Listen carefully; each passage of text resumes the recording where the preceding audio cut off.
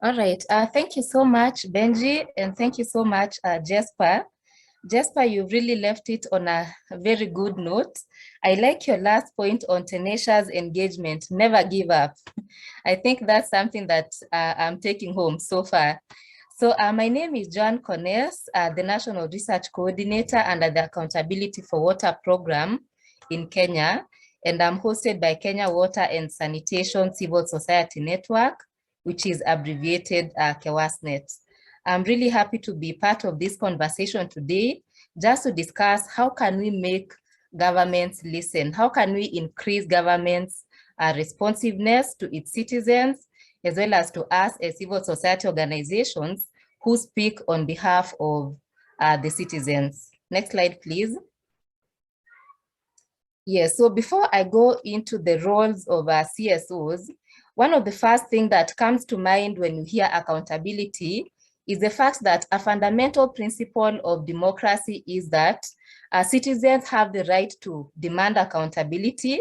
And of course, public actors or duty bearers, and in this case, government, has the obligation to account or to respond to citizens. And when we talk about accounting to the citizens, we definitely mean that government officials and bureaucrats are accountable for not only their conduct, but also their performance, in the sense that they should obey the law and they should serve the public interest efficiently, effectively, and in a fair manner. So our role as civil society organization is, we have a very huge role in speaking on behalf of citizens, but I'll just talk about a few other roles that we have. And the first one, of course, is we act as a source of information for both the citizens as well as the government. So we provide information to citizens on, their responsibility and how to hold government accountable.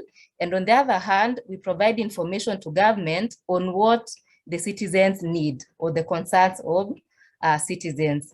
The second role that we have is to monitor government policies and actions and to hold government accountable. So when you talk about monitoring, we mean respectful monitoring of how governments are operating and of course holding them to account. And in addition to that, empowering the communities to demand accountability. Number three, we also engage in advocacy initiatives and offer alternative policies, not only to government, but also to non-governmental organizations, to the private sector, and etc. And finally, as I started with, we defend the rights of citizens. We listen to citizens, we hear their needs, and we defend their rights to ensure that they get the services that, are their constitutional rights. So with that said, how do we then engage government to increase their responsiveness? Because many a times citizens are frustrated that they are not receiving the response they expect from government. Even as civil society organizations as well, we struggle as well to get a response from government. So how do we go about this? So I'm just going to share some of the key things that we've been doing as KEWASNET to increase government responsiveness. And these are just but a few. There are several, but I'll just go through these few. And the first one is providing evidence, going to the government with evidence, because you cannot build a case when you don't have evidence with you. But this is government we are talking about. To increase their responsiveness, then it's really advisable and key to involve the government even in the evidence generation so that they can consider or take your evidence as credible. So ensure that in whatever you do or in your programs, ensure that you're involving the government even in the data collection or evidence generation step. And I like to use the example of our program, that is Accountability for Water program, where we have involved government from the word go, from the inception of the program. And to be specific, in Kenya, we have anchored the program in the water regulator, the National Water Regulator, WASREB, Water Services Regulatory Board. So by anchoring our program in WASREB, or the National Water Regulator, then we are working with them we've worked with them from the beginning. And even as we collect our data, because this is a research and action program, as we collect our evidence, WASREB is part of the process. So it's aware of what we are doing. It even plays a role in providing advisory or providing advice to the program, an advisory role in the program. So it's really aware of what we are doing and the kind of data that we are collecting. So then when we come to the action part of the program, then we already have the support of government because they already know the kind of data that we are collecting and the kind of program that we are conducting. So always ensure that you present government with data, but above all, involve the government in the process of data generation. And the second thing to increase government responsiveness is understanding the priorities of government. Ensure that when you're designing your programs or even conducting your activities, they are within the priorities of government. Because again, government changes every few years. So really understanding what government is prioritizing on and aligning your activities and programs with that. So that when you present, some grievances or some issues that you would like the government to respond, then these issues are within the areas of priority. And in such a case, then you stand a high chance of having government prioritize on responding to your issues. And then thirdly is dialogue. As much as we understand our rights and as much as we empower communities to understand their rights, it's one thing to say we understand our rights and we demand accountability, and it's another to really approach how you demand accountability in a constructive manner. So you can go and dialogue very respectfully, and others have resorted to, carrying banners and taking it to the streets. So the best way to approach government is by dialogue, respectful dialogue. Going to these offices and, booking appointments or inviting government to your events or even attending the events of government so that you can find channels to dialogue with government. So regular communication, of course, dialogue doesn't yield results immediately. So you have to be really persistent, which is why I like Jesper's point of tenacious engagement. So regularly and constantly communicate with government to air out your grievances and to present the grievances of communities in a very respectful manner. And then the next thing that we do as civil society organizations to increase responsiveness of government is supporting social accountability initiatives. We build local capacity of our members as well as the communities so that they learn how to approach government respectfully. And of course, using the other steps that I've talked about.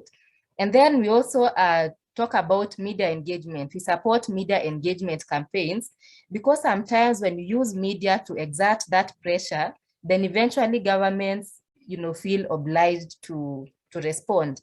And I'm also going to use an example of one of our programs at KEWASNET on sextortion in the WASH sector. So sextortion for several, in fact, for many, many years has happened in many sectors, not just in WASH, but we have struggled with information or data where government hasn't reacted to this because there wasn't enough information on the same. So as KEWASNET, what we've done is to do a research. We've conducted research in our urban areas for a start to just identify how much the extent of the problem, basically the extent of women and girls being exploited sexually in their attempt to access water.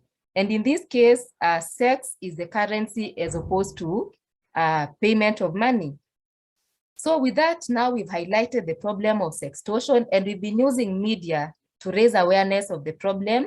And then of course, coupled with inviting government officials to our events to discuss the problem.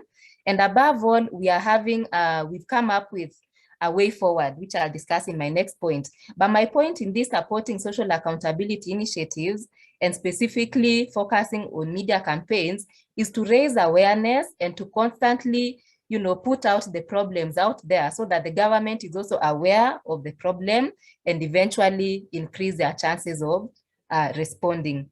And then next, as a civil society organization network, we also invest in advocacy. And how we do this is through investing in relationships. We really invest in our relationship with government institutions. We invest in relationships with other civil society organizations so that when we speak and when we go to government with these issues, then we have the numbers.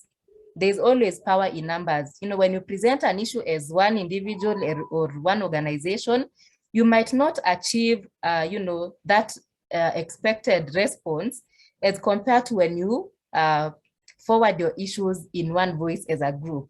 So through our advocacy efforts, we invest in relationships, we gather information and do our research. And then, of course, we come up with a clear and unified solution. So as I said at the beginning, we are a network of civil society organizations. So with us, we have over 80 members who have registered to be part of KEWASNET, and we speak as one voice. We come together and we find unified solutions. So in the case of the sextortion in wash sector that I just used as an example, we've developed a policy brief. And the reason why we have this is because the reason why sextortion continues to be a menace in the sector is because there is no policy or law to prosecute the perpetrators. So even when the community catches the perpetrators, what do they do with them? There is no one or there is no law to prosecute. So in such a case, you find that the perpetrators continue to walk scot-free. Our women and girls continue to experience this vice, and they don't find justice at the end of the day. So what are we doing as a civil society organization? We've developed a policy brief, and we are really pushing for this to move so that in the end we can have a policy in place to prosecute these perpetrators. So back to my point, what I was saying is we develop a clear and unified solution and then present to government in a unified manner. And all through, we are involving the government even in the process of developing this policy brief and even asking for the opinion on this policy brief, asking for their feedback so that in the end, then we increase the chances of government or policymakers responding to our issue or, you know, taking in our solution. And then finally is capacity development. That is another approach that we use to increase government responsiveness. And how we do this, we work hand in hand or support government to convene stakeholder kind of meetings or engagements where we analyze selected thematic areas in the sector. And some of these include, you know, governance issues, water resource management issues, wash issues, among others. So in this case, we are already working closely with government to convene such meetings. So now when we bring in the issue of, you know, let's have this policy in place, then it's not new to government. It's something that they already have in mind because we are constantly engaging them and we are constantly working hand in hand. So what these kind of engagements do, we call them technical working groups that we convene with government. What we do at the end of it all is to inform changes in policy and, you know, bring about legal reforms. So we increase the chances of government responding to us by constantly working closely with them and providing those platforms where other civil society organizations can bring in their ideas as well. So with that, you know, capacity building and working closely with government, then we can easily inform change in the sector and bring about legal reforms. So with that said, thank you so much. That is what we do as KEWASNET, and just a few tips on how we engage government. I'm also happy to take any questions and to hear from the rest of you as well on how you've been going about this. Thank you.